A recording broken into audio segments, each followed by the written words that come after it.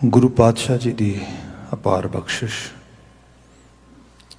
सवेर समय संगत दियां कड़ियां पल सानू प्राप्त होए ने। अरदास की शमूलीयत दे नाल अज दा पवित्र पावन गुरबचन गुरु हुकम असी अजे हुणे सरवण किया है। हुण समा बनिया है इन्हां गुरु वाकां दे सी विचार नाल सांझ पाइए। आओ मर्यादित ढंग दे नाल विचार का आगाज करिए। कह देना जी वाहिगुरु जी का खालसा वाहिगुरु जी की फतेह। इस पावन शब्द का समुचा सिरनामा है राग सूही छंत महला पहला कर पहला एक ओंकार सतगुर प्रसाद। सूही राग विच छंत स्वरूप बाणी है, लमेरी रचना है, चार पदियां का हुक्म है। महला पहला गुरु नानक पातशाह पहले जामे दे विच इस बचन नूं उचार रहे ने। घर पहला गायन करने वास्ते हिदायत है, जिथे सूही नूं सुर मुजब मैलोडियस नोट्स के रूप दे यूज़ करना आ, उत्थे रिदम लई थाप लई पहले घर नूं प्रयोग विच रखना है। इष्ट दा मंगल है, मूल मंत्र का संक्षिप्त स्वरूप एक ओंकार सतगुर प्रसाद। ओ परिपूर्ण हस्ती एक है, सर्वस्व ओमनी प्रेजेंट आ, भाव ओंकार है अविथ एक रस लगातारता नाल व्याप रही है। आब खाक धरती पुलाड़ जिया जंत पशु पंछी मनुख जो कुछ दिसता अनदिसता है उहदे विचों आया उहदे विच समाएगा, वो ओंकार है। जो असल विच एग्जिस्ट करता है, जिहदे हुक्म विच सब कुछ बजा आया, उहदी समझ मनुखी सुरत नूं किवें आवे, मनुख उहदे बाबत कॉन्शियस लैवल ते किवें अवेयर हो सकता है। तो बाबा जी कहते सतगुर प्रसाद, सच्चे गुरु की नवाजिश के नाल बंदे नूं इह एनलाइटमेंट होंदी है, रोशनी होंदी है। सो मूल मंत्र का संक्षिप्त स्वरूप है, इष्ट का मंगल है। अगे वाक प्रारंभ हो रहा है। मैं पहले बेनती की लमेरा शब्द है चार बंदा का, तो कला लमेरा शब्द चार बंदा विच ही नहीं हैगा, बड़े मैटाफोरिक वे दे नाल बड़ा गहीर ते महीम संदेश गुरु बाबा जी ने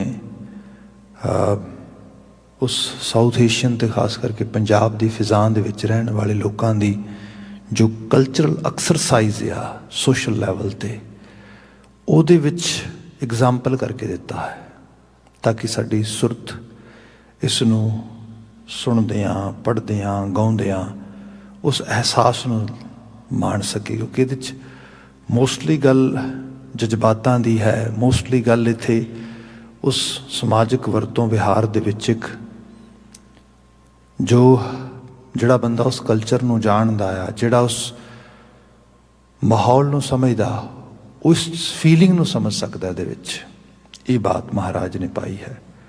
बचन है पर जोबन मैं मत पीड़ै कर पाहुणी बलराम जियो।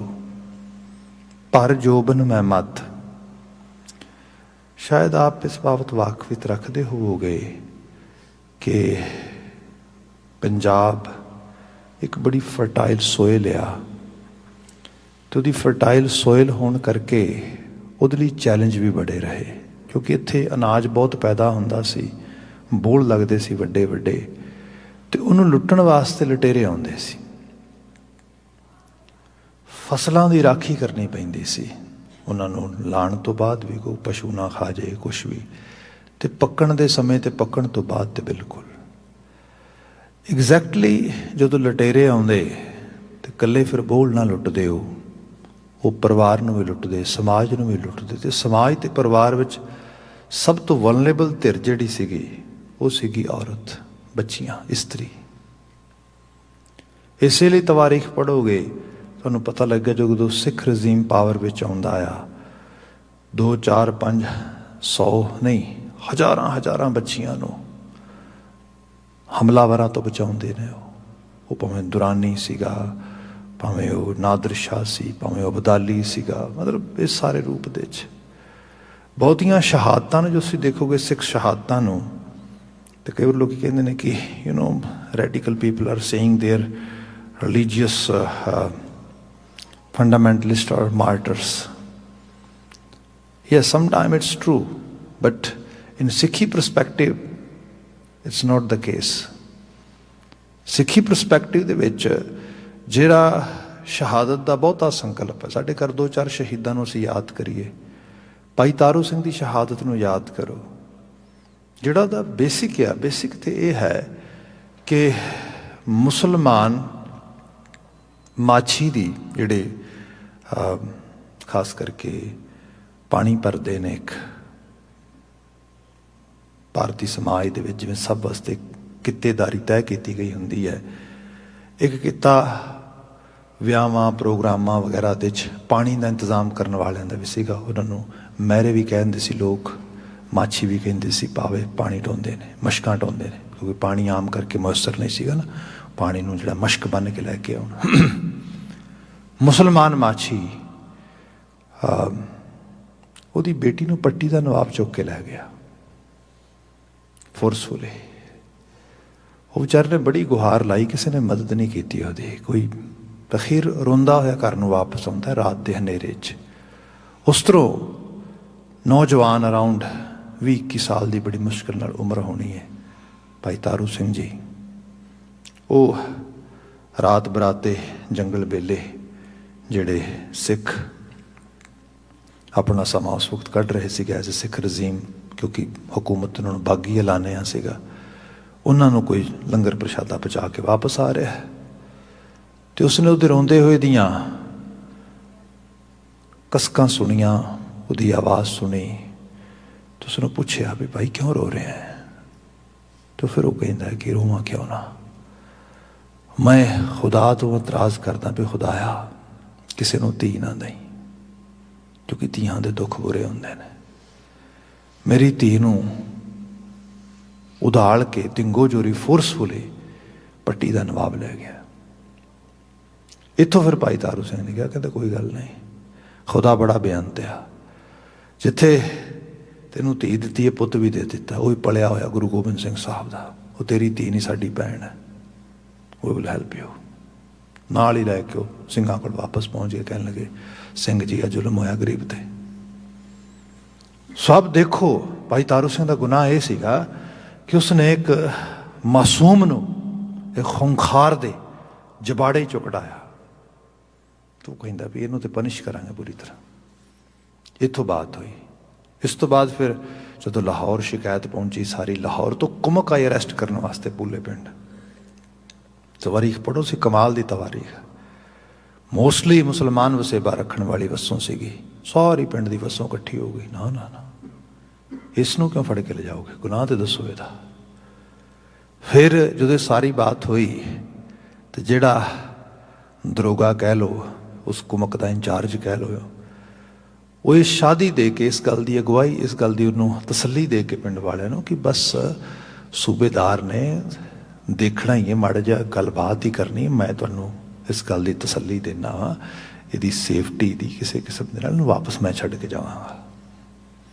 ਇਹ ਜ਼ਮਾਨਤ ਦੇ ਕੇ ਉਹਨੂੰ ਲੈ ਕੇ ਗਏ ਉੱਥੋਂ। ਜਦੋਂ ਜਾ ਕੇ ਸੂਬੇਦਾਰ ਨੂੰ ਸਾਰੀ ਗੱਲ ਦੱਸੀ ਨਾ, ਤੇ ਸੂਬੇਦਾਰ ਕਹਿੰਦਾ ਹੱਦ ਹੋ ਗਈ, ਰਾਜ ਸਾਡਾ ਤੇ ਲੋਕ ਇਹਨੂੰ ਇਸ ਤਰੀਕੇ ਨਾਲ ਅੱਖਾਂ ਤੇ ਬਿਠਾਉਣਗੇ, ਨਹੀਂ ਨਹੀਂ ਨਹੀਂ।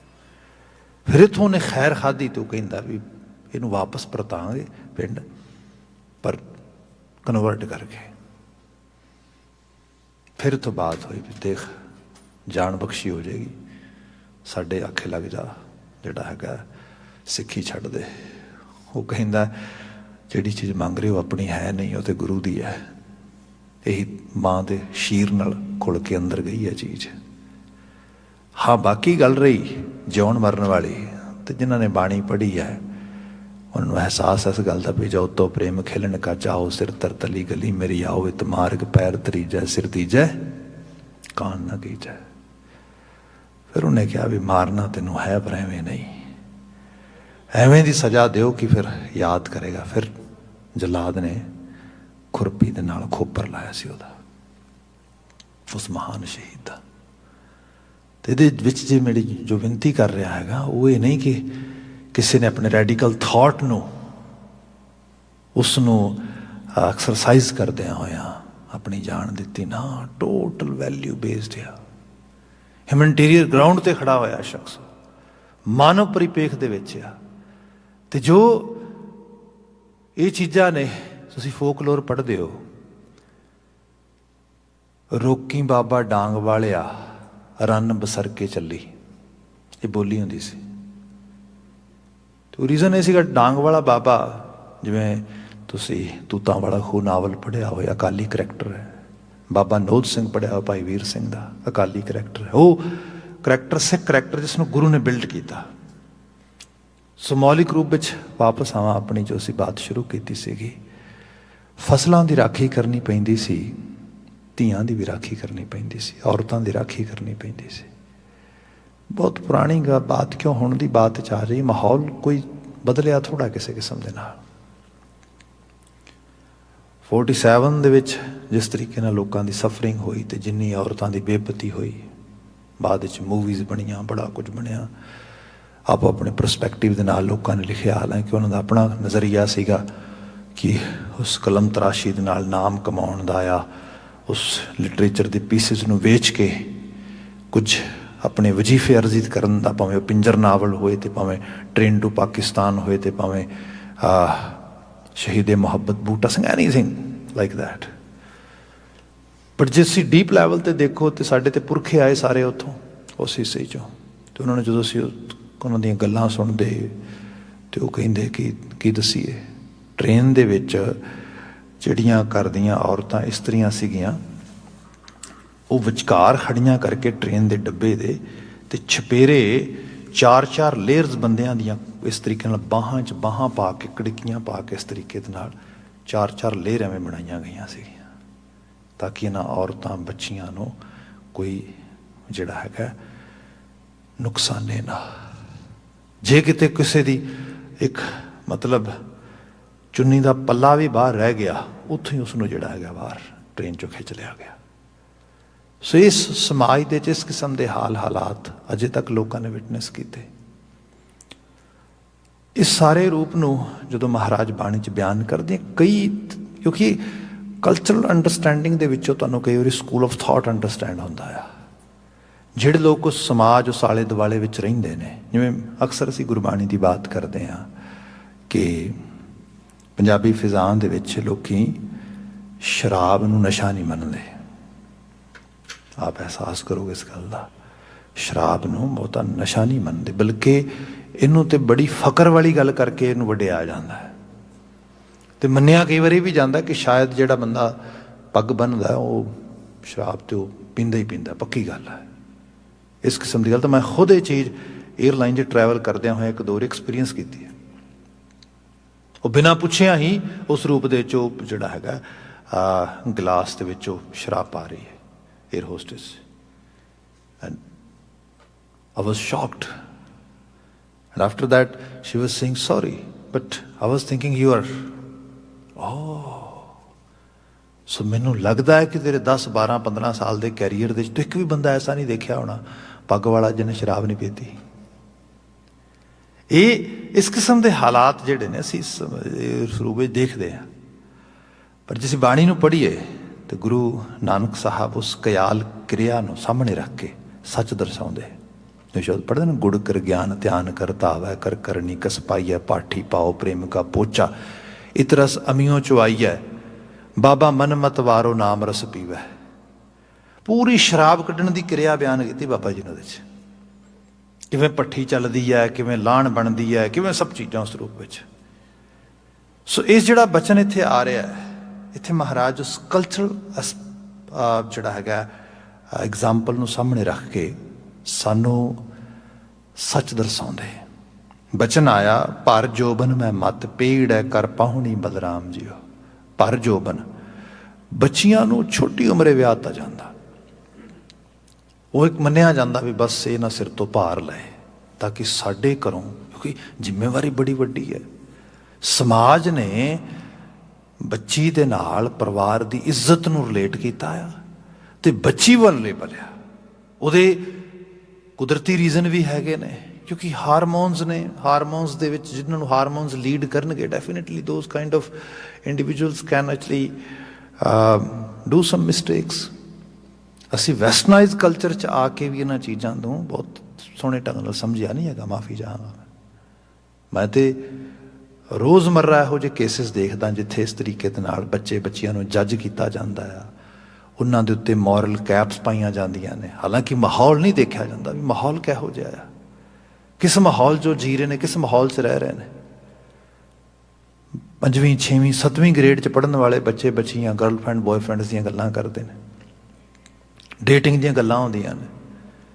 ਉਹਨਾਂ ਦੇ ਕੋਲ ਜਿਹੜੇ ਡਿਵਾਈਸਿਸ ਨੇ, ਡਿਵਾਈਸਿਸ ਦੇ ਉੱਤੇ, ਸਮਾਰਟ ਡਿਵਾਈਸਿਸ ਤੇ ਸਭ ਚੀਜ਼ਾਂ ਦੇ ਉੱਤੇ ਸਿਰਫ 2 ਕਲਿੱਕ ਕਰਨ ਦੀ ਲੋੜ ਹੈ ਤੇ ਕਿਤੇ ਦੀ ਕਿਤੇ ਪਹੁੰਚ ਜਾਣਗੇ। ਉਹ ਐਕਸਪੋਜ਼ਰ ਇਤਨਾ ਜ਼ਿਆਦਾ ਆ, ਤੇ ਟੌਪ ਆਫ ਦੈਟ ਉਹਨਾਂ ਤੇ ਇੱਕ ਮੋਰਲ ਕੈਪ ਪਾ ਕੇ ਤੇ ਉਹਨਾਂ ਨੂੰ ਜੱਜ ਕੀਤਾ ਜਾਂਦਾ। ਫਿਰ ਕੀ ਹਾਲਤ ਹੋਏਗੀ? ਡੈਫੀਨੇਟਲੀ ਇੱਕ ਜਿਹੜੀ ਉਹਨਾਂ ਦੀ ਪਰਿਵਾਰ ਦੇ ਨਾਲ ਰਿਲੇਸ਼ਨਸ਼ਿਪ ਆ, ਸਭ ਰੂਪ ਦੇ 'ਚ ਉਹ ਅਹਿਸਾਸ ਕਰਨਗੇ ਸਾਨੂੰ ਕੋਈ ਨਹੀਂ ਸਮਝਣ ਵਾਲਾ, nobody is able to understand us. ਇੱਥੋਂ ਇੱਕ ਡਿਸਟੈਂਸ ਕ੍ਰੀਏਟ ਹੁੰਦਾ ਹੈ। ਇਸ ਸਾਰੇ ਰੂਪ ਨੂੰ ਬੜੇ ਇਹਨੂੰ ਟੈਬੂ ਬਣਾਇਆ ਗੱਲ ਨਾ ਕਰਨ ਦਾ, ਮਾਫੀ ਚਾਹਾਂਗਾ। ਅਸੀਂ ਤਾਂ ਸੱਚਿਆਰ ਹੋਣਾ, ਸੱਚ ਬੋਲਣਾ, ਸੱਚ ਸੁਣਨਾ, ਸੱਚ ਦੇ ਨੇੜੇ ਰਹਿਣਾ। ਜਿੰਨੇ ਰਿਐਲਿਟੀ ਦੇ ਗਰਾਊਂਡ ਤੇ ਖੜੇ ਹੋ ਕੇ ਬਾਤ ਕਰਾਂਗੇ, ਸਹੀ ਰੂਪ ਦੇ ਵਿੱਚ ਅਸੀਂ ਰੱਬ ਦੇ ਹੁਕਮ ਨੂੰ ਪਾਲਣ ਦੇ ਸਮਰੱਥ ਹੋ ਸਕਾਂਗੇ। ਬਾਣੀ ਕਿਸੇ ਸੁਪਰਨੈਚੁਰਲ ਪਾਵਰ ਨੂੰ, ਕਿਸੇ ਸਵਰਗ ਨਰਕ ਨੂੰ, ਕਿਸੇ ਇਹਨਾਂ ਚੀਜ਼ਾਂ ਨੂੰ ਤੇ ਮੰਨਦੀ ਨਹੀਂ, ਨਾ ਬਿਆਨ ਕਰਦੀ। ਬਾਣੀ ਤੇ ਕਹਿੰਦੀ ਹੈ ਕਿ ਆਹ ਜੀਵਨ ਕੁਦਰਤ ਨੇ ਦਿੱਤਾ, ਉਹਦੀ ਬੜੀ ਵੱਡੀ ਨਵਾਜ਼ਿਸ਼ ਹੈ, ਇਹਨੂੰ ਸਮਝ, ਅਹਿਸਾਸ। ਇੱਥੇ ਹੀ ਅੱਜ ਹੀ ਮਿਲਾਪ ਹੈ, ਇੱਥੇ ਹੀ ਰੱਬ ਹੈ, ਇੱਥੇ ਹੀ ਸਵਰਗ ਹੈ, ਇੱਥੇ ਹੀ ਮਾਣ ਹੈ, ਇਸੇ ਰੂਪ ਦੇ ਵਿੱਚ। ਕੌਣ ਜਾਣਦਾ ਵੀ ਮੋਏ ਹੋਏ ਜੋ ਮੁਕਤ ਦੇਹੋਗੇ, ਮੁਕਤ ਨਾ ਜਾਣੇ ਕੋਇਲਾ। ਮਰ ਕੇ ਮੁਕਤੀ ਮਿਲੇਗੀ ਭਾਈ, ਉਸ ਮੁਕਤੀ ਨੂੰ ਕੌਣ ਵੇਖੇਗਾ, ਕੌਣ ਜਾਣੇਗਾ? ਇੱਥੇ ਜਿਉਂਦੇ ਦੀ ਸੈਲਵੇਸ਼ਨ ਚਾਹੀਦੀ ਹੈ। ਸੋ ਇਹਨਾਂ ਚੀਜ਼ਾਂ ਤੇ ਬੜੇ ਓਪਨ ਮਾਈਂਡਡ ਹੋ ਕੇ ਗੱਲਬਾਤ ਹੋਣੀ ਚਾਹੀਦੀ ਹੈ। ਖੈਰ, ਜਿਹੜੀ ਬੇਨਤੀ ਕਰ ਲਾਂਗੇ ਉੱਤੇ ਫੋਕਸ ਕਰੀਏ। ਪਰ ਜੋਬਨ ਮੈਂ ਮੱਤ, ਛੋਟੀ ਉਮਰੇ ਬਾਲੜੀਆਂ ਨੂੰ ਵਿਆਹ ਦੇਣਾ, ਤੇ ਜਦੋਂ ਛੋਟੀ ਉਮਰੇ ਵਿਆਹ ਨਹੀਂ ਹੋਇਆ ਤੇ ਫਿਰ ਇਹ ਵੀ ਹੈ ਸਮਾਜ ਦੀ ਕਿਆ ਮਤਲਬ। ਤੁਸੀਂ ਦੇਖੋ ਗੁਰੂ ਸਾਹਿਬ ਨੇ ਕਿਆ ਕਮਾਲ ਕੀਤੀ ਹੈ। ਮੈਂ ਪੰਜਾਬੀ ਲਿਟਰੇਚਰ ਦਾ ਵਿਦਿਆਰਥੀ ਰਿਹਾ ਹਾਂ, ਮਾਲਕ ਨੇ ਜਿੰਨਾ ਕੁ ਤੌਫੀਕੀਅਤ ਦਿੱਤੀ ਤੁਹਾਡੀ ਅਸੀਸ ਨਾਲ। I did my masters in literature, and while doing that masters we try to taste every part of the literature, such as किस्से ਜਿਵੇਂ ਹੀਰ ਰਾਂਝੇ ਦੇ ਨੇ, ਸੱਸੀ ਪੰਨੂ ਦੇ ਨੇ, ਸਾਰੇ ਜਿੰਨੇ ਕਿੱਸੇ ਲਿਖੇ ਨੇ, ਦਮੋਦਰ ਦੇ, ਵਾਰਿਸ ਦੇ, ਹੋਰ ਬਹੁਤ ਸਾਰੇ ਕਿੱਸੇਕਾਰਾਂ ਦੇ, ਪੀਲੂ ਦੇ।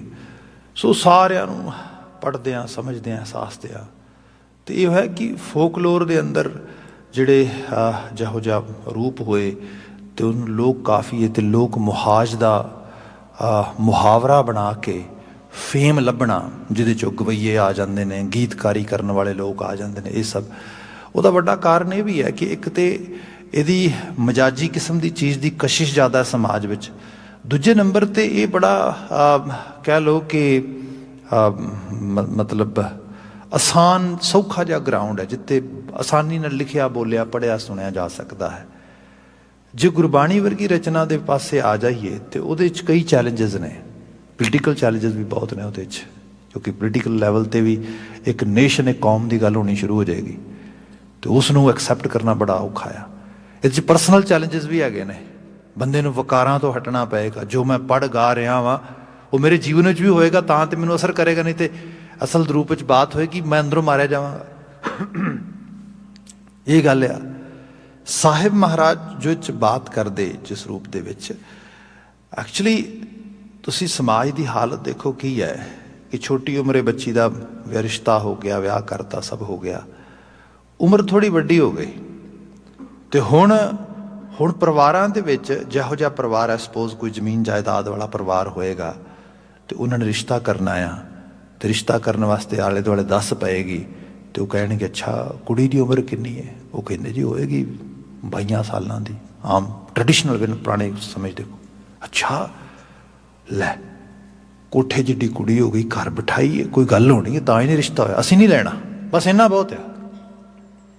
मतलब एक उम्र का ही पड़ा आ, उस तो बाद फिर जिहड़ी वो बात हो नहीं पानी। इस किस्म दीयां गल्लां समाज विच आम हुंदियां, समाजिक वरताओ दे इस किस्म की चीज़ एक्सरसाइज की जाती। बाबा जी उहदी मिसाल दिंदे इत्थे, कहंदे समाज विच रहण वाले लोग को ये गल्लां रोज़ करदे हो, रोज़ वेखदे हो, बाबा जी नूं आइडियल नहीं मनदे ना। सिੱਖੀ ਦਾ आइडियल तो बहुत कमाल है, जे किते समझ सकीए तो सिੱਖੀ ਦਾ आइडियल तो तुसीं देखोगे तो अखां खुल जाणगीਆਂ बंदे दीयां। माफ़ी चाहांगा लिटरेचर नूं पढ़ीए तो जिहड़ा वो बड़ा किस्सा रांझे हीर दा सुनाया जाता है, उहदे च हीर दा पिता है चूचक, और रिश्ता क्यों नहीं करता उहदे वाल? जदों वो धी दे अपने दे जज्बातां नूं नहीं समझदा, वो कहंदा ना इहनूं रिश्ता करना, बल्कि खेड़िया नूं अपनी धी मंग के विआह दिंदा है। ਉਹਦੇ ਪਿੱਛੇ तो कारण पढ़ते तो कारण है भी क्योंकि ये मेरे घर रहा आ, लोग की कहणगे, समाज की कहेगा, वड्डा कारण यह बनता है। तुसीं इहदे मुकाबलतन सिੱਖੀ ਦੇ ਵਿਹੜੇ 'ਚ आ जाओ, मतलब गुरमत ने जो सिखाया असीं नेड़े तेड़े भी नहीं जा पाए। गुरु अमरदास साहब अपनों सब तो प्यारी बच्ची बीबी भानी का रिश्ता करते, किहदे वल करते? भाई जेठा जी वल। घर दे विच वो सेवादार के तौर पर रोल प्ले करते, घर विच ही रहिंदे, मतलब समाज की हर जिहड़ी है वो लीह तोड़ के रख देते ते दस्सिया, ते इहदे च कोई धी नूं बोझ ना समझिया ना, इसनूं कोई फोकी अपनी इज्जत का इज्जत तो यह है कि मनुख गुणात्मक पक्ष तो ना डिगे। समाज के लोक विखावे का की करांगे असीं, लोक मुहाई का की करांगे? नाले जिस सोसाइटी दे विच जिस सोसाइटी दी धीआं जमीआं होईआं तुखारा बुखारा गजनी कंधार दे बाजारां च विकदियां होण, वो इज्जत की गल करन? इज्जत तो उदों हुंदी जदों बंदा इस सारे दे उत्ते अपने आप नूं स्थापित करदा ते जिन्हों कहिए कि लिविंग विद डिगनिटी उस रूप में आवे बंदे। जदों आपां तवारीख पढ़दे आ ना, बहुत उमदा शायर होए ने साडे पंजाबी दे, बिलगण, आपने शायद कभी पढ़िया हो, शहीदी खुमारियां उन्होंने किताब पढ़ने वाली, बहुत कमाल की बुक है। नज़म लिखते कमाल कर देंगे।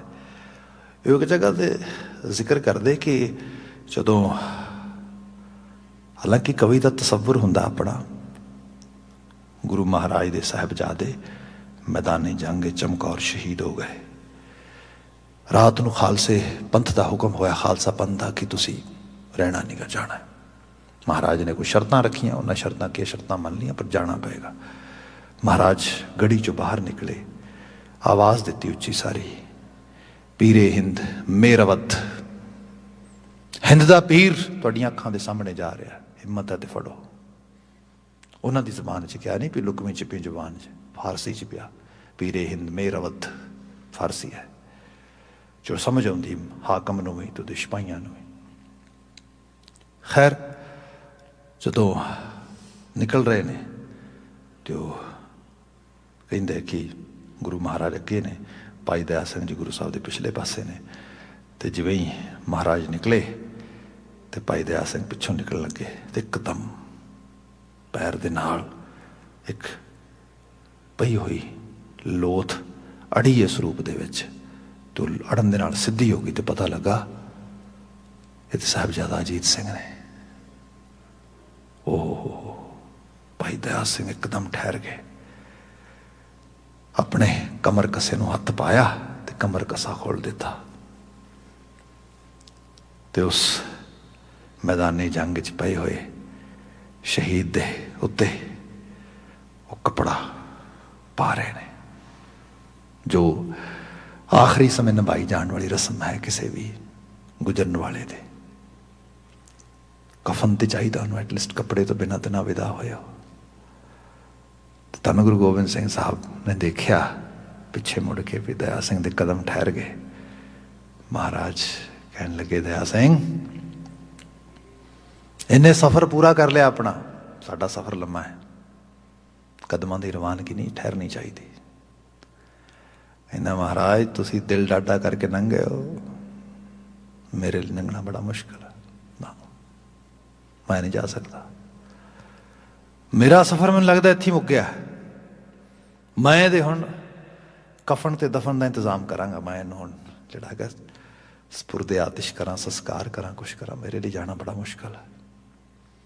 तो बिलगण जी ने नज़म का टुकड़ा पाया उत्थे, वो कहिंदे भी जे लोड़ हुंदी इन्हां नूं कफनां ते दफनां दी, ਇਹ ਘਰੇ ਮਰਦੇ ਪਲੰਘਾਂ ਨਵਾਰੀਆਂ ਤੇ, ਲੋਕ ਰੋਜ਼ ਮਰਦੇ ਨੇ ਘਰ ਪਏ ਹੋਏ ਨਵਾਰੀ ਪਲੰਘਾਂ ਦੇ ਉੱਤੇ, ਗੱਦਿਆਂ ਦੇ ਉੱਤੇ, ਵੈਦ ਹਕੀਮਾਂ ਦੀਆਂ ਜਿਹੜਾ ਹੈ ਪੂਰੀ ਉਹਨਾਂ ਦੀ ਸੁਪਰਵਿਜ਼ਨ ਦੇ ਵਿੱਚ ਨਾ। ਉਹ ਕਹਿੰਦਾ ਜੇ ਲੋੜ ਹੁੰਦੀ ਕਫਨਾਂ ਤੇ ਦਫਨਾਂ ਦੀ, ਘਰੇ ਮਰਦੇ ਪਲੰਘਾਂ ਨਵਾਰੀਆਂ ਤੇ ਇਹ ਬੇਕਫਨ ਲਾਸ਼ਾਂ ਪਰਦੇ ਪਾਉਣਗੀਆਂ ਭਾਰਤ ਦੀਆਂ ਸਤਵੰਤੀਆਂ ਨਾਰੀਆਂ ਤੇ,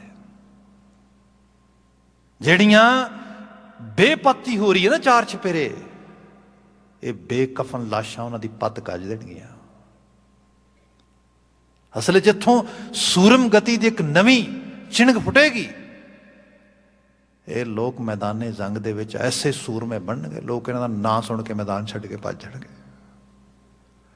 ਤੁਸੀਂ ਤਵਾਰੀਖ ਪੜ੍ਹੋ, ਲਿਟਰੇਚਰ ਪੜ੍ਹੋ, ਫਿਰ ਉਹ ਬੇਨਤੀ ਕਰਾਂਗਾ ਲਿਟਰੇਚਰ 'ਚੋਂ ਚੀਜ਼ਾਂ ਲਿਆ ਰਹੇ ਤੁਹਾਡੇ ਸਾਹਮਣੇ। एक बड़ी बिलास वाली गल लिटरेचर च पढ़न को मिलती, Sardar Hari Singh Nalwa all the way Jamrud Swat घाटी ते सारा इलाका फतेह करता ऑल तक, ते पंजाब दे विच मुगल ते पठान हुक्मरानां दे नाल रहन वाला एक मीरजादा मिराशी काबल उन्हां कोल रहिंदा, ਤੇ ਉਹ ਕਾਬਲ ਉਹਨਾਂ ਦੇ ਕੋਲ ਰਹਿੰਦਾ, ਉਹਨਾਂ ਦਾ ਦਿਲ ਪਰਚਾਵਾ ਵੀ ਕਰਦਾ, ਉਹਨਾਂ ਦੇ ਨਾਲ ਸਾਂਝ ਆ ਉਹਦੀ। ਤੇ ਲਿਟਰੇਚਰ 'ਚ ਇੱਕ ਜਗ੍ਹਾ ਲਿਖਿਆ ਮਿਲਦਾ ਕਿ ਇੱਕ ਸੱਥ ਵਿੱਚ ਬੈਠੇ ਨੇ ਕਾਬਲ ਦੇ ਕੁਝ ਪਠਾਨ, ਤੇ ਉਹ ਗੱਲਾਂ ਬਾਤਾਂ ਕਰਦੇ ਕਰਦੇ ਤੇ ਉਹ ਕਹਿੰਦੇ ਵੀ ਲੈ ਸਾਡੇ ਨਾਲੋਂ ਤਗੜਾ ਤੇ ਅਮੀਰਜ਼ਾਦਾ ਆ ਮਰਾਸ਼ੀ ਹੈ। ਜਦੋਂ ਕਿਤੇ ਮੁਲਤਾਨ ਵਿੱਚ ਕਿਤੇ ਜੰਗ ਹੋ ਰਹੀ ਸੀ ਤੇ ਅਫਗਾਨੀ ਸਿਪਾਹੀ ਜਿਹੜੇ ਸੀਗੇ ਉਹਨਾਂ ਦੇ ਨਾਲ ਇਹ ਸੀਗਾ, ਤੇ ਅੱਜ ਵੀ ਜਿਉਂਦਾ ਕਹਿੰਦੇ ਵੀ ਜਿਹਦੇ ਉੱਤੇ ਸਿੱਖ ਦੀ ਨਜ਼ਰ ਪੈ ਜਾਏ, ਸਿੱਖ ਸਿਪਾਹੀ ਦੀ, ਉਹ ਜਿਉਂਦਾ ਨਹੀਂ ਰਹਿ ਸਕਦਾ। ਆ ਵੇਖ ਲਓ ਇਹ ਮੈਦਾਨ ਦੇ ਵਿੱਚੋਂ ਜਿੰਦਾ ਵਾਪਸ ਆਇਆ, ਇਹ ਸੂਰਮਾ ਬੰਦਾ, ਤਗੜਾ ਬੰਦਾ ਆ। ਤੇ ਉਹ ਸਿਪਾਹੀ ਜਿਹੜਾ ਸੀਗਾ ਮਰਾਸ਼ੀ ਸੀਗਾ, ਉਹ ਇੱਕਦਮ ਜਿਹੜਾ ਹੈ ਬੈਠਾ ਬੈਠਾ ਆਪਣੇ ਦੋਨੋਂ ਪੈਰ ਫੜ ਕੇ ਐਵੇਂ ਤੇ ਉਹਨਾਂ ਨੂੰ ਚੁੰਮਣ ਲੱਗ ਗਿਆ ਬੜੇ ਕਾਲੀ ਕਾਲੀ ਦੇ ਨਾਲ। ਤੇ ਉਹ ਕਹਿੰਦਾ ਕੀ ਕਰ ਰਿਹਾ? ਕਹਿੰਦਾ ਤੁਹਾਨੂੰ ਦੱਸ ਰਿਹਾ ਜਿਨ੍ਹਾਂ ਨੇ ਅਸਲ ਦੇ ਜੇ ਸਾਰਾ ਕਰਤੱਵ ਕੀਤਾ ਜੀ, ਤੁਸੀਂ ਵਡਿਆਈ ਕਰ ਰਹੇ ਹੋ। ਕਹਿੰਦਾ ਜਿਉਂਦੇ ਰਹਿਣ ਆਪਣੇ ਪੈਰ। ਕਹਿੰਦਾ ਤੇ ਬੜਾ ਸਾਥ ਦਿੱਤਾ ਇਹਨਾਂ ਨੇ, ਜਿਵੇਂ ਹੀ ਇੱਧਰ ਸਿੱਖਾਂ ਨੇ ਅਟੈਕ ਕੀਤਾ ਕਹਿੰਦਾ ਆਪਾਂ ਦੌੜਦੇ ਉਸੇ ਵਕਤ। ਕਹਿੰਦਾ ਤੇ ਥੱਕੇ ਹੀ ਨਹੀਂ, ਇਹਦੇ ਤੋੜ ਕਾਬਲ ਆ ਕੇ ਠਹਿਰੇ, ਨਹੀਂ ਤੇ ਆਪਣੇ ਤੇ ਬਚਣ ਦੇ ਕੋਈ ਚਾਂਸ ਨਹੀਂ ਸੀ ਹੈਗੇ। ਮਤਲਬ ਇਹ ਕਿ ਐਸੀਆਂ ਕਹਾਣੀਆਂ ਉਹਨਾਂ ਦੇ ਜ਼ਹਿਨ ਵਿੱਚ ਬਿਠਾ ਦਿੱਤੀਆਂ, ਮੁੜ ਕੇ ਕਿਸੇ ਦੀ ਹਿੰਮਤ ਨਾ ਪਈ ਕਿ ਦर्रा ਖੈਬਰ ਕ੍ਰਾਸ ਕਰਕੇ ਉਰਲੇ ਪਾਸੇ ਆ ਕੇ ਤੂੰ ਲੁੱਟ ਮਾਰ ਕਰ ਸਕੇ। ਇਹ ਪੂਰੇ ਦਾ ਪੂਰਾ ਕਲਚਰ ਬਦਲਿਆ ਗਿਆ। ਖੈਰ ਬਾਤ ਵਾਪਸ ਸ਼ਬਦ ਤੇ ਆਉਂ, ਪਹਿਲੇ ਬੇਨਤੀ ਕੀਤੀ ਸ਼ਬਦ ਬਹੁਤ ਗਹਿਰੇ ਰੂਪ ਵਿੱਚ ਮਹਾਰਾਜ ਨੇ ਉਸ ਮੈਟਾਫੋਰ ਨੂੰ ਬਾਤ ਕੀਤੀ ਤੇ ਉਹਨੂੰ ਪ੍ਰਮੋਟ ਨਹੀਂ ਕੀਤਾ, ਉਸ ਕਲਚਰਲ ਐਕਸਰਸਾਈਜ਼ ਨੂੰ ਜਿਹੜੀ ਬੇਨਤੀ ਕਰ ਰਹੇ ਕਿ ਫਿਰ ਸ਼ਬਦਾਂ ਦਾ, ਕਿਉਂਕਿ ਇਹ ਵੀ ਬਾਤ ਹੈ ਕਿ ਜਿਸ ਤਰੀਕੇ ਨਾਲ ਪ੍ਰੈਜੈਂਟੇਸ਼ਨ ਕੀਤੀ ਉਸੇ ਤਰੀਕੇ ਨਾਲ ਸਮਝਣ ਦੀ ਕੋਸ਼ਿਸ਼ ਹੋਏ ਉਸ ਨੂੰ। ਮਹਾਰਾਜ ਇੱਥੇ ਬਿਆਨ ਕਰਦੇ ਕਿ ਪਰਿਵਾਰਕ ਤੌਰ 'ਤੇ ਜਿਵੇਂ ਔਰੰਗਜ਼ੇਬ ਸੀਗਾ, ਕਿਉਂਕਿ ਸਾਊਥ ਏਸ਼ੀਅਨ ਕਲਚਰ ਦੀ ਐਕਸਰਸਾਈਜ਼ ਉਹ ਵੀ ਨਾਲ ਹੀ ਕਰਦੇ ਸੀਗੇ। ਉਹਦੀ ਜੋਬਨ ਨਿਸ਼ਾ ਉਹਦੀ ਬੇਟੀ ਸੀਗੀ ਤੇ ਉਸਨੇ ਉਸ ਦਾ ਵਿਆਹ ਹੀ ਨਹੀਂ ਕੀਤਾ। ਉਹਦੀ ਸਾਰੀ ਜਵਾਨੀ ਕੁਆਰਪੁਣੇ ਦੇ ਵਿੱਚ ਹੀ ਲੰਘ ਗਈ। ਉਹਦੇ ਦੋ ਕਾਰਨ ਬਣੇ।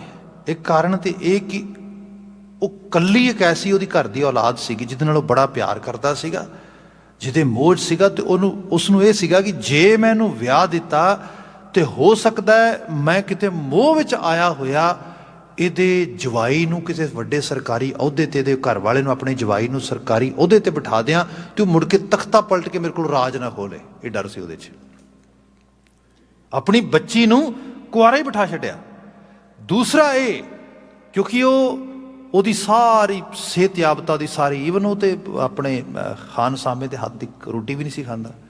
ਸ਼ੱਕ ਇੰਨਾ ਸੀ ਕਿ ਕੋਈ ਜ਼ਹਿਰ ਪਾ ਦੇਗਾ, ਕਿਉਂਕਿ ਉਹਨੇ ਖੁਦੇ ਸਾਰੇ ਕੰਮ ਕਰਵਾਏ ਸੀਗੇ ਸਰਕਾਰੀ ਤੌਰ ਤੇ। ਜਿਹੜੀ ਚੀਜ਼ ਉਹਨੇ ਮੂੰਹ 'ਚ ਖਾਣੀ ਸੀ ਪਹਿਲਾਂ ਆਪਣੀ ਬੇਟੀ ਨੂੰ ਕਹਿੰਦਾ ਸੀ ਤੂੰ ਖਾ। ਉਹ ਜੋ ਮਨਿਸ਼ਾ ਪਹਿਲਾਂ ਆਪ ਖਾਂਦੀ ਸੀਗੀ, ਈਵਨ ਕੋਈ ਦਵਾਈ ਹੈ ਕੋਈ ਚੀਜ਼ ਵੀ ਹੈ ਪਹਿਲਾਂ ਉਹਨੇ ਆਪ ਚੱਖਣੀ ਖਾਣੀ, ਉਹਨੇ ਖਾ ਕੇ ਕਹਿਣਾ ਹਾਂ ਠੀਕ ਹੈ ਮੈਂ ਠੀਕ ਹਾਂ, ਹੁਣ ਕੁਝ ਪਲ ਕੁਛ ਨਹੀਂ ਹੋਇਆ, ਹੁਣ ਤੁਸੀਂ ਖਾ ਸਕਦੇ ਹੋ। ਇਸ ਕਰਕੇ ਉਸਨੇ ਆਪਣੇ ਉਸ ਨਾਲ ਰੱਖਿਆ। ਇਸ ਤਰ੍ਹਾਂ ਘਰਾਂ ਦੇ ਵਿੱਚ ਬੱਚੀਆਂ, ਔਰਤਾਂ, ਇਸਤਰੀਆਂ ਮਿਲ ਜਾਣਗੀਆਂ ਜਿਹੜੀਆਂ ਉਸ ਉਮਰ ਨੂੰ ਲੰਘ ਗਈਆਂ ਜਿਸ ਉਮਰ 'ਚ ਉਹਨਾਂ ਨੇ ਕਿਤੇ ਵਿਆਹ ਹੋਣਾ ਸੀ, ਕਿਤੇ ਅਗਲਾ ਜ਼ਿੰਦਗੀ ਦਾ ਅਗਲਾ ਪੜਾਅ ਸ਼ੁਰੂ ਕਰਨਾ ਸੀਗਾ। ਗੁਰੂ ਬਾਬਾ ਜੀ ਕਹਿੰਦੇ ਭਰ ਜੋਬਨ ਮੈਂ ਮੱਤ, ਗਹਿਰੀ ਜਵਾਨੀ ਦੀ ਉਮਰ ਜਿਹੜੀ ਹੈ ਉਹ ਆ ਗਈ ਉਸ ਰੂਪ ਦੇ ਵਿੱਚ। ਪੇਈੜ ਹੈ ਘਰ ਪਾਹੁਣੀ, ਅਜੇ ਵੀ ਪੇਕੇ ਘਰ ਬੈਠੀ ਹੈ। ਪਾਹੁਣੀ ਹੈ ਤੇ ਪ੍ਰਾਹੁਣੀ ਨਾ, ਆਖਰਕਾਰ ਲੋਕ ਕਹਿੰਦੇ ਵੀ ਇਹ ਘਰ ਇਹਦਾ ਨਹੀਂ ਹੈਗਾ। ਜਿਹੜੀ ਕਲਚਰਲ ਐਕਸਰਸਾਈਜ਼ ਮੈਂ ਉਹਦੀ ਗੱਲ ਕਰ ਰਿਹਾ, ਗੁਰੂ ਸਾਹਿਬ ਉਹਦੀ ਮਿਸਾਲ ਦਿੰਦੇ। ਬਲਰਾਮ ਜੀਓ, ਰਾਮ ਨੇ ਦਿੱਤੇ ਹੋਏ ਬਲ ਨੂੰ ਉਸਨੇ ਅਜਾਈਂ ਗਵਾਤਾ, ਉੱਥੇ ਹੀ ਰਹਿ ਗਈ। ਉਸ ਦਾ ਅਗਲਾ ਜਿਹੜਾ ਨੈਕਸਟ ਉਹਦੀ ਜ਼ਿੰਦਗੀ ਦਾ ਇੱਕ ਟ੍ਰਾਂਜੀਸ਼ਨਲ ਪੀਰੀਅਡ ਸੀਗਾ ਉਹ ਆਇਆ ਹੀ ਨਹੀਂਗਾ। ਪਰ ਜੋਬਨ ਮੈਂ ਮੱਤ ਪੀੜ ਹੈ ਕਰ ਪਾਹੁਣੀ ਬਲਰਾਮ ਜੀਓ। ਹੁਣ ਇਹ ਮਿਸਾਲ ਮਜ਼ਾਜੀ ਤੌਰ ਤੇ ਗੁਰੂ ਸਾਹਿਬ ਕਿਉਂ ਦੇ ਰਹੇ? ਗੁਰੂ ਸਾਹਿਬ ਇਸ ਕਰਕੇ ਦੇ ਰਹੇ ਕਿ ਜਿੱਥੇ ਅਸੀਂ ਰਹਿ ਰਹੇ ਹਾਂ, ਜਿਸ ਸਮੇਂ ਦੇ ਵਿੱਚ, ਜਿਸ ਵਕਤ ਦੇ ਵਿੱਚ, ਜਿਹਦੇ 'ਚ ਆਹ ਪੰਜ ਤੱਤ ਸਾਨੂੰ ਹੰਡਾਉਣ ਨੂੰ ਮਿਲੇ ਨੇ, ਇਹ ਸਾਡਾ ਪੇਕਾ ਘਰ ਹੈ। ਤੇ ਇਹਦੇ ਵਿੱਚ ਸਾਨੂੰ ਸਮਾਂ ਰਹਿੰਦੇ ਆ, ਕਿਉਂਕਿ ਸਾਡਾ ਆਈਡੀਅਲ ਇਹ ਹੈ ਜਦੋਂ ਤੁਸੀਂ ਭਗਤੀ ਦੇ ਲੈਵਲ ਤੇ ਦੇਖਦੇ ਆ ਜਾਂ ਜ਼ਿੰਦਗੀ ਨੂੰ ਚੰਗੇਰੀਆਂ ਕਦਰਾਂ ਕੀਮਤਾਂ ਨਾਲ ਉਸਾਰਨ ਦੇ ਲੈਵਲ ਤੇ ਦੇਖਦੇ ਆ, ਉਹ ਇਹ ਹੈਗਾ ਕਿ ਰਾਮ ਜਪੋ ਜੀ ਐਸੇ ਐਸੇ ਧਰੂ ਪ੍ਰਹਿਲਾਦ ਜਪਿਓ ਹਰ ਜੈਸੇ। ਬੜੀ ਸ਼ੁਰੂਆਤੀ ਜੀਵਨ ਦੀ ਉਮਰ ਦੇ ਵਿੱਚ ਹੀ ਆਪਣੇ ਆਪ ਨੂੰ ਗੁਣਾਤਮਕ ਪੱਖ ਵਾਲੇ ਪਾਸੇ ਲਾ ਲਿਆ ਜਾਏ। ਅਦਰਵਾਈਜ਼ ਕੀ ਹੁੰਦਾ, ਮੈਨੂੰ ਯਾਦ ਆ ਕਿ ਸਾਡੇ ਗਿਰਾਂ ਦੇ ਵਿੱਚ ਅਸੀਂ ਉਦੋਂ ਛੋਟੇ ਛੋਟੇ ਹੁੰਦੇ ਸੀਗੇ, ਖੰਡੇ ਬਾਟੇ ਦੀ ਪਹੁਲ ਦੇਣ ਵਾਸਤੇ ਇੱਕ ਜੋ ਹੈ ਸਮਾਗਮ ਹੋ ਰਿਹਾ, ਉੱਥੇ ਕਿਹਾ ਗਿਆ ਵੀ ਖੰਡੇ ਬਾਟੇ ਦੀ ਪਹੁਲ ਲਈ ਜਾਏ।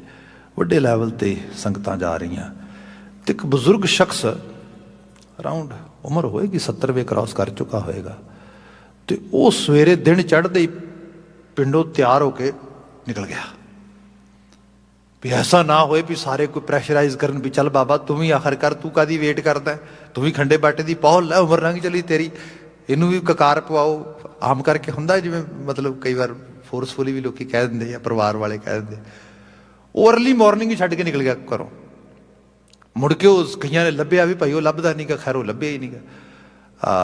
ਉਹ ਨੈਕਸਟ ਡੇ ਆਇਆ, ਕਿਤੇ ਬਾਹਰ ਹੀ ਰਿਹਾ, ਰਾਤ ਵੀ ਹੋ ਸਕਦਾ, ਕੀ ਪਤਾ ਲੱਗਦਾ ਰਾਤ ਨੂੰ ਅਜੇ ਬੈਠੇ ਹੋਣ ਮੇਰੇ ਵਾਸਤੇ ਸਪੈਸ਼ਲੀ ਮਤਲਬ ਖੰਡੇ ਬਾਟੇ ਦੀ ਪਹੁਲ ਤਿਆਰ ਕਰ ਦੇਣ। ਅਗਰ ਨੈਕਸਟ ਡੇ ਆਇਆ ਤਾਂ ਵੀ ਬਾਹਰੋਂ ਪੁੱਛਦਾ ਪੜਤਾਲਦਾ ਵੀ ਉਹ ਕੱਲ੍ਹ ਵਾਲਾ ਸਮਾਗਮ ਮੁੱਕ ਗਿਆ ਨੂੰ ਚਲੇ ਗਏ ਸਾਰੇ। ਫਿਰ ਖੈਰ 2-4 ਬੰਦਿਆਂ ਨੇ ਪਕੜ ਕੇ, ਅਸੀਂ ਤਾਂ ਛੋਟੇ ਛੋਟੇ ਅਤੇ ਸੁਣ ਰਹੇ ਹਾਂ ਸਾਰੀ ਉਹਨਾਂ ਦੀ ਗੱਲਬਾਤ, ਤੇ ਉਹਨਾਂ ਨੇ ਉਸ ਨੂੰ ਬੁਲਾ ਕੇ ਤੇ ਉਹਨੂੰ ਥੋੜ੍ਹੀ ਕਿਹਾ ਤੈਨੂੰ ਸ਼ਰਮ ਆਉਣੀ ਚਾਹੀਦੀ ਹੈ, ਬੁੱਢਾ ਆਦਮੀ ਹੈ ਤੂੰ, ਵੀ ਖੰਡੇ ਬਾਟੇ ਦੀ ਪਹੁਲ ਲੈਂਗਾ ਕੀ ਫਰਕ ਪੈ ਜਾਏਗਾ, ਉਮਰ ਲੰਘ ਚਲੀ ਤੇਰੀ। ਉਹ ਕਹਿੰਦਾ ਨਹੀਂ ਗੱਲ ਤੇ ਤੁਹਾਡੀ ਠੀਕ ਹੈ ਸਾਰੀ, ਪਰ ਨਾ ਗੱਲ ਇਹ ਹੈ ਵੀ ਮੇਰੇ ਛੋਟੇ ਪੋਤਰੇ ਦਾ ਵਿਆਹ ਹੋਣ ਵਾਲਾ 2 ਸਾਲਾਂ ਨੂੰ, ਤੇ ਮੈਂ ਫਿਰ ਉਹਦੇ 'ਚ ਪਿਆਲੀ ਲਾਣੀ ਹੈ। ਮਤਲਬ ਆਪ ਦੇਖੋ ਉਮਰ ਲੰਘੀ ਬੰਦੇ ਦੀ ਸਾਰੀ, ਵਕਾਰ ਭੋਗਦਿਆਂ, ਨਸ਼ੇ ਛਕਦਿਆਂ, ਸਭ ਚੀਜ਼ਾਂ, ਤੇ ਉਮਰ ਦੇ ਉਸ ਪੜਾਅ ਤੇ ਪਹੁੰਚਿਆ ਜਿੱਥੇ ਜਾ ਕੇ ਪਤਾ ਹੈ ਵੀ ਹੁਣ ਮੜੀਆਂ ਤੋਂ ਬਿਨਾਂ ਕੁਝ ਨਹੀਂ ਗਾ। ਪਰ ਅਜੇ ਵੀ ਬੰਦਾ ਧਰਮੀ ਜੀਵਨ ਨਹੀਂ ਅਪਣਾ ਰਿਹਾ ਨਾ। ਇਹਦੀ ਬਾਤ ਕਰਦੇ ਮਹਾਰਾਜ ਇਹਦੇ 'ਚ। ਮਹਾਰਾਜ ਕਹਿੰਦੇ ਤੈਨੂੰ ਪਤਾ ਨਹੀਂ, ਤੂੰ ਪ੍ਰਾਹੁਣਾ ਆ, ਤੂੰ ਗੁਜ਼ਰ ਜਾਣਾ ਇੱਥੋਂ, ਪਰ ਅਜੇ ਵੀ ਤੈਨੂੰ ਸੁੱਧ ਨਹੀਂ ਅਗਲੇ ਘਰ ਦੀ। ਆਖਰਕਾਰ ਇਹ ਸਰੀਰ ਨਹੀਂ ਰਹਿਣਾ ਸਦਾ ਵਾਸਤੇ। ਗੁਰੂ ਨਾਨਕ ਸਾਹਿਬ ਕਹਿੰਦੇ ਭਰ ਜੋਬਨ ਮੈਂ ਮੱਤ ਪੀੜ ਹੈ ਕਰ ਪਾਹੁਣੀ ਬਲਰਾਮ ਜੀਓ, ਮੈਲੀ ਅਵਗਣ ਚਿੱਤ। ਅਜੇ ਵੀ ਚਿੱਤ ਮੈਲ ਨਾਲ ਭਰਿਆ, ਔਗਣਾ ਨਾਲ ਭਰਿਆ ਆ। ਅਜੇ ਵੀ ਤੈਨੂੰ ਸਮਝ ਨਹੀਂ ਹੈ ਕਿ ਆਖਰਕਾਰ ਇਹ ਸਦੀਵ ਕਾਲੀ ਰਹਿਣ ਵਾਲੀ ਚੀਜ਼ ਨਹੀਂ ਜ਼ਿੰਦਗੀ। ਮੈਲੀ ਅਵਗਣ ਚਿੱਤ ਬਿਨ ਗੁਰ ਗੁਣ ਨਾ ਸਮਾਵਣੀ ਬਲਰਾਮ ਜੀਓ। ਅਜੇ ਵੀ ਤੂੰ ਗੁਰੂ ਵਾਲਾ ਪੱਲਾ ਨਹੀਂ ਫੜ ਰਿਹਾ, ਕਿਉਂਕਿ ਇਸ ਤੋਂ ਬਿਨਾਂ ਤੇਰੇ ਜੀਵਨ 'ਚ ਗੁਣ ਨਹੀਂ ਆਉਣਗੇ। ਤੇਰਾ ਜੀਵਨ ਜਿਹੜਾ ਆ ਉੱਥੇ ਨਹੀਂ ਪਹੁੰਚੇਗਾ ਜਿੱਥੇ ਪਹੁੰਚਣ ਵਾਸਤੇ ਕੁਦਰਤ ਨੇ ਤੈਨੂੰ ਭੇਜਿਆ ਇੱਥੇ। ਉਹਦੀ ਬਾਤ ਮਹਾਰਾਜ ਨੇ ਕੀਤੀ ਕਿ ਮੈਲੀ ਅਵਗਣ ਚਿੱਤ ਬਿਨ ਗੁਣ ਗੁਰ ਨਾ ਗੁਣ ਨਾ बिन गुर गुण ना समावनी बलराम जियो, गुण सार ना जानी भरम भुलानी, जोबन बाद गवाया। गुणा दी सार ना जानी, जीवन बाद जाई, जिन्हों कह लो कि बेकार कर देना, किसी काम ना आना, वेस्ट कर देना, जिन्हों कह मतलब मीनिंगलैस लाइफ। साहब ने कहा जोबन बाद गवाया, वर कर दर दर्शन नहीं जाता, पिरका सहज ना पाया। ना वर का पता लगा, ना घर का पता लगा, ना दर का पता लगा। दर दरवाजे नूं कहिंदे ने, आम करके कहा जाता भी असी अपने बूहे तो कुड़ी उठा लीए भाई, मीन भी ये तो पक्का घर नहीं ना, उन्हें इत्थों चले जाना, घर उहदा सहुरा घर आ, तो उत्थे उहदा वर जिहड़ा वो असल च मालक आ, उहदा कल्चरल एक्सरसाइज मैं उहदी बात करदा। बाबा जी सारी बात करते, इत्थे आ जीवन एक दर दी तरह है, घर करतार है, करतार दा घर है साडा, ते वर साडा करतार अकाल पुरख वाहिगुरू है। बंदे इस जीवन में रहिंदियां रहिंदियां उस मालक का एहसास कर, जीवन उस पासे लगा। इत्थे बचन आया, वर कर दर्श दर्शन नहीं जाता, पिरका सहज ना पाया। सतगुर पूछ ना मार्ग चाली, सूती रहन विहानी। हुण एक होर मैटाफोर दिता, बड़ा रिच, बड़ा महंगा शब्द है, सारे का सारा है। साहब ने हुण दूसरा मैटाफोर देता, कहते भी हालत ये बनी, सतगुर पूछ ना मार्ग चाली, ना जागया बंदा, ना गुरु तो पुछ पड़ताल की, गुरु का सुनेहा सुनिया समझिया, तो मार्ग ते तुरना ही की सीगा, जो राह ही नहीं पुछया। सतगुर पूछ ना मार्ग चाली, सूती रहन विहानी। इस जीवात्मा ने, इस रूह ने सुत्या ही अनअवेयर ही जीवन सारा बतीत कर दिता। अंतली लाइन है बिल्कुल पहले पद दी, नानक बाल तन रांडेपा, बिन पिर तन कुमलानी।